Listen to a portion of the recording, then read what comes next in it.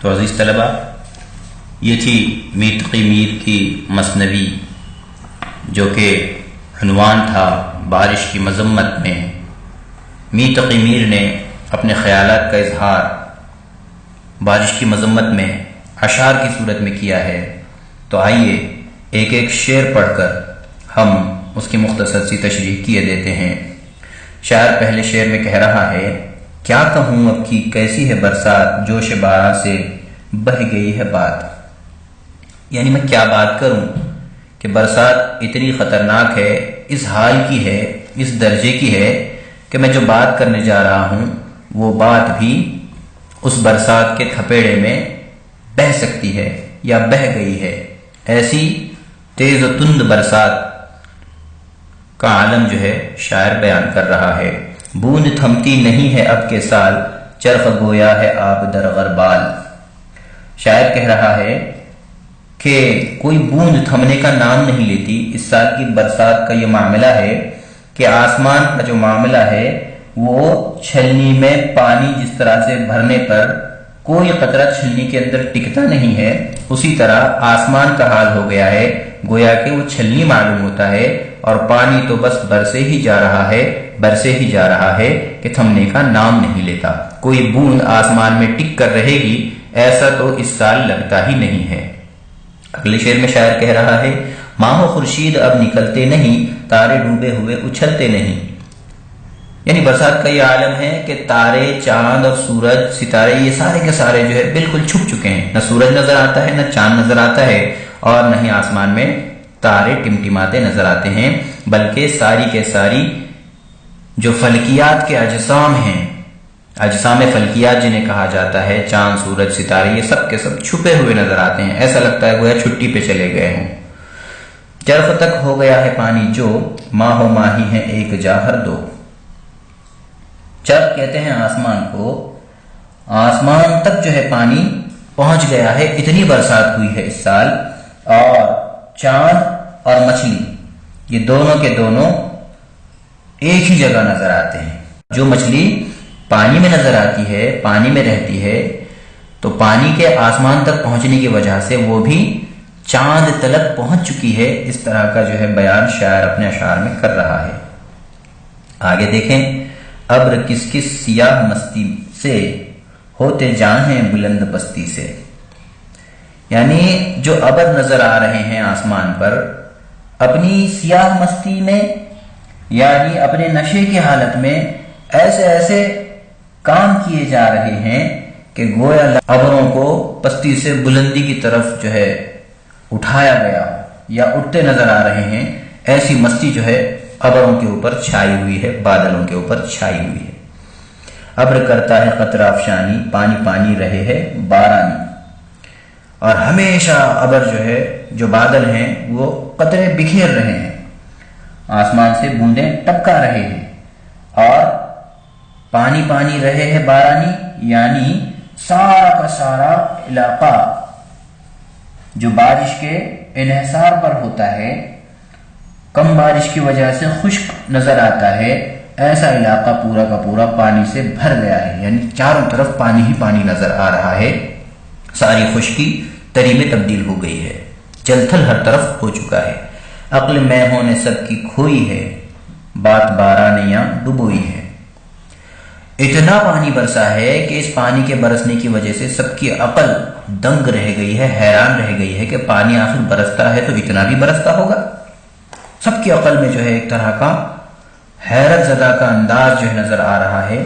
ہر ایک کے چہرے پر جو ہے حیرت کے انداز اور آثار نظر آ رہے ہیں کہ اتنا پانی کیسے برس سکتا ہے۔ سب کی عقل جو ہے گم ہے اس بات کو لے کر، اور اسی پانی نے سارے کے سارے معاملات کو ڈبویا ہے۔ بات بارہ نے یہاں ڈبوئی ہے، اس کا مطلب یہ بتایا گیا کہ سارے کے سارے جو بارش کی وجہ سے بہاروں کے سے، فصلوں کے اوپر رونق کے سے آثار جو نظر آنے چاہیے تھے وہ نظر نہیں آ رہے ہیں۔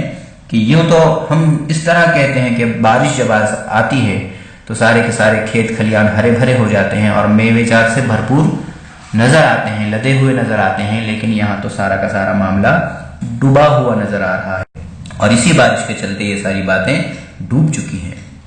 بیٹھے اٹھتے نہیں ہیں بام و در، یہ خرابی ہے شہر کے اندر۔ یعنی ہم جب گھر میں بیٹھ جاتے ہیں تو اب اٹھنے کا نام نہیں ہے۔ کیوں نہیں ہے؟ کیونکہ سارے شہر میں پانی ہی پانی ہے کہ اب دن بھر جو ہے ہم کو لا محالہ گھر ہی میں بیٹھنا پڑ رہا ہے۔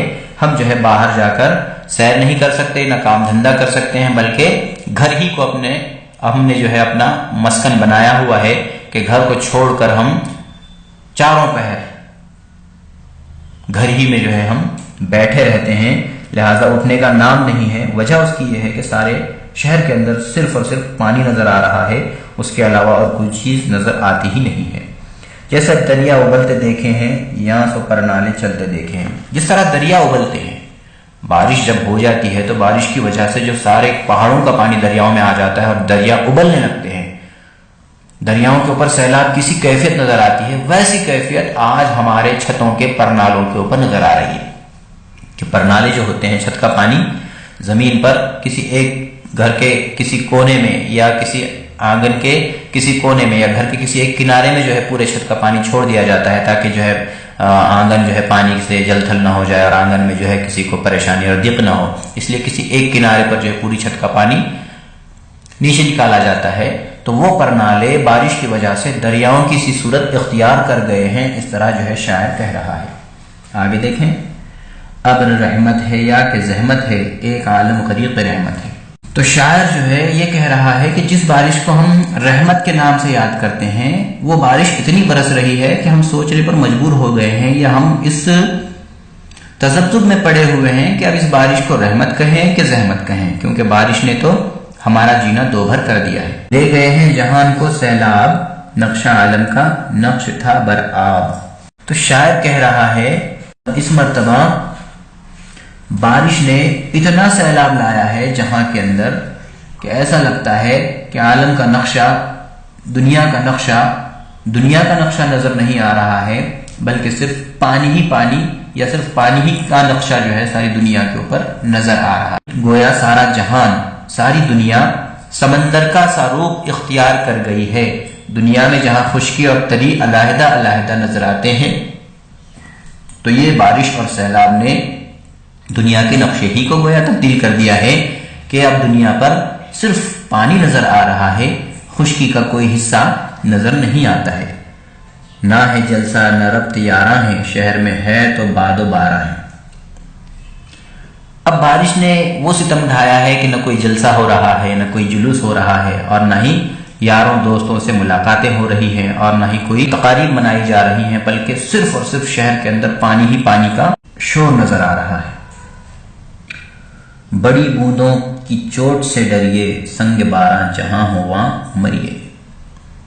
شاعر کہہ رہا ہے کہ ایسی بارش کا عالم ہے کہ جب بڑی بڑی بوندیں برسنے لگیں تو ان کی چوٹ ایسی خطرناک ہے کہ ہدایت کر رہا ہے، تاکید کر رہا ہے شاعر کہ ان بڑی بوندوں کی چوٹ سے ڈرو آپ، اور جہاں کہیں سنگ باراں یعنی جہاں اولے برس رہے ہوں وہاں اگر آپ کہیں چلے جائیں تو مرنے کے سوا آپ کے پاس کوئی چارہ نہیں ہوگا۔ اس طرح جو ہے شاعر کہہ رہا ہے کہ کہیں اگر اولوں کی بارش ہو رہی ہو تو وہاں اگر آپ حماقت کرتے ہیں باہر نکلنے کی تو یقیناً آپ اپنی موت کو دعوت دے رہے ہیں۔ وسعت آب پوچھ مت کچھ یار، کوچے موجوں کے ہو گئے بازار۔ شاعر کہہ رہا ہے کہ پانی کی وسعت اتنی ہے کہ مت پوچھئے، جو کہ موجیں ہوا کرتی تھی چھوٹی چھوٹی، اس کے کوچے بھی اب بڑے بڑے بازار ہو گئے، یعنی جو بازار ہیں وہ صرف اور صرف وہاں پر آپ کو موجیں نظر آئیں گی، اتنا پانی جو ہے بھرا ہوا ہے پورے شہر میں۔ تر ہیں جو خشک اور تروں میں ہیں، جانیں ایک سوکھتی گھروں میں ہیں۔ آپ کو جو کچھ نظر آ رہا ہے شہر کا چپا چپا، چاہے وہ خشکی کا علاقہ ہو چاہے وہ تری کا علاقہ ہو، جو ہمیشہ تر رہتا ہو وہ تو تر ہے ہی، جو خشک رہتا ہے وہ بھی تر ہے۔ اب ایک لے دے کے اگر کوئی خشک چیز یا سوکھی چیز بچی ہوئی ہے تو وہ گھروں کے اندر ہے جہاں ابھی پانی نہیں پہنچا ہے، یعنی اب جہاں لوگ گھروں میں بیٹھے ہوئے ہیں بس انہی کو آپ خشک دیکھ سکتے ہیں، سوکھا ہوا دیکھ سکتے ہیں، باقی تو ہر جگہ چاہے وہ تری ہو یا خشکی ہو، ہر چیز اور ہر جگہ پر رکھی ہوئی یا ہر جگہ پر پائی جانے والی ہر چیز آپ کو صرف اور صرف تر ہی نظر آئے گی، خشکی کا نام نشان نہیں ہے۔ اور اگر کہیں خشکی ہے تو وہ تھوڑی بہت گھروں ہی کے اندر ہے جہاں پر انسان ابھی اپنے آپ کو بچائے ہوئے بیٹھے ہیں۔ ہے زراعت جو پانی نے ماری، ہو گئی آب خست ترکاری۔ جو کچھ بھی زراعت تھی، کھیتی باڑی کے جو کچھ بھی جتن کیے ہوئے تھے، کسانوں نے اپنے بیج بو کر کھیتوں کی فصلیں تیار کی تھیں، اس بارش نے وہ ستم ڈھایا ہے کہ ساری کی ساری کھیتی، ساری کی ساری زراعت پانی نے اس کو ختم کر دیا، مار ڈالا۔ اور جو کچھ ترکاریاں جو بوئی ہوئی تھی وہ بھی جو ہے اب آب نے خستہ کر دی ہے، پانی نے اس کو بھی جو ہے ختم کر دیا ہے، نیست و نابود کر دیا ہے۔ یعنی ساری کی ساری سبزیاں، ترکاریاں، کھانے کے میوہ جات سارے کے سارے جو ہے پانی کی وجہ سے سڑ چکے ہیں، خراب ہو چکے ہیں، برباد ہو چکے ہیں۔ آگے دیکھیں، سیل دیکھے ہیں کوہزاراں کے، لیے کشتی گدا ہیں باراں کے۔ شاعر کہہ رہا ہے کہ پہاڑوں کے اوپر جو پانی برس رہا ہے، ایسا لگ رہا ہے کہ ریلوں پر ریلیں بہے جا رہے ہیں، اور ان ریلوں کے اوپر ہوائیں کشتی نما آگے ہی آگے بڑھتی چلی جا رہی ہیں، اور انہیں دھکیلتے ہوئے ہوائیں آگے بڑھا رہی ہیں۔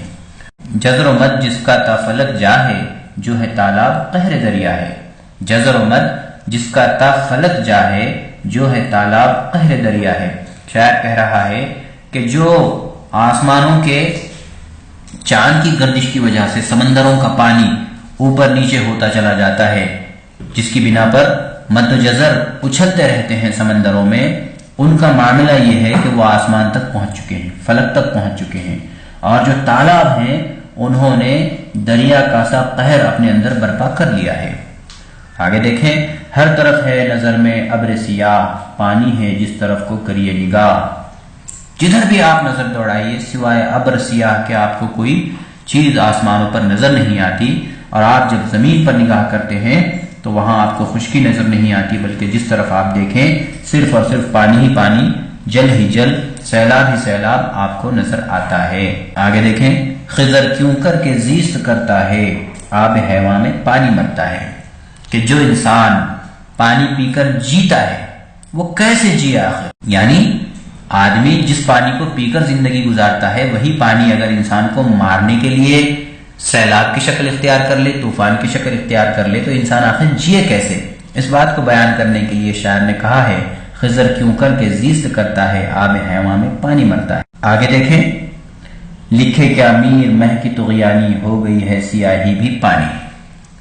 آخر میں شاعر اپنے تخلص کو استعمال کرتا ہے اور کہتا ہے اس شعر کے اندر، جو کہ اس نظم کا مقطع ہے، اس میں شاعر کہہ رہا ہے کہ اس مہ کی طغیانی کو، اس پانی کے برسات کے طوفان کو، اس کے سیلاب کو، اس بارش کے سیلاب کو، اس برسات کی ہیجان پیدا کر دینے والی کیفیت کو میں جو ہے کیسے بیان کروں؟ اس نے جو ہے اتنا طوفان برپا کر دیا ہے، اتنے ستم ڈھائے ہیں کہ جو لکھنے کے لیے میں سیاہی استعمال کر رہا ہوں وہ بھی اب بارش کی وجہ سے، برسات کی وجہ سے پانی بن گئی ہے۔ تو یہ تھی نظم جس کا خلاصہ مختصر طور پر ہم نے جو ہے پیش کیا ہے۔ ہم طلباء سے امید کرتے ہیں کہ آپ کو یہ نظم اچھی طرح سے ذہن نشین ہو گئی ہوگی، لہٰذا آپ اس کے معانی و اشارات جو ہے دیکھ لیں، اس کو ذہن نشین کر لیں، اور سبق کے آخر میں جو مشق دی گئی ہے اس مشق کو حل کریں، اس امید کے ساتھ آپ سے ودا لیتے ہیں۔ اگلے ویڈیو میں انشاءاللہ ملاقات ہوگی، تب تک کے لیے اللہ حافظ۔ السلام علیکم ورحمۃ اللہ وبرکاتہ۔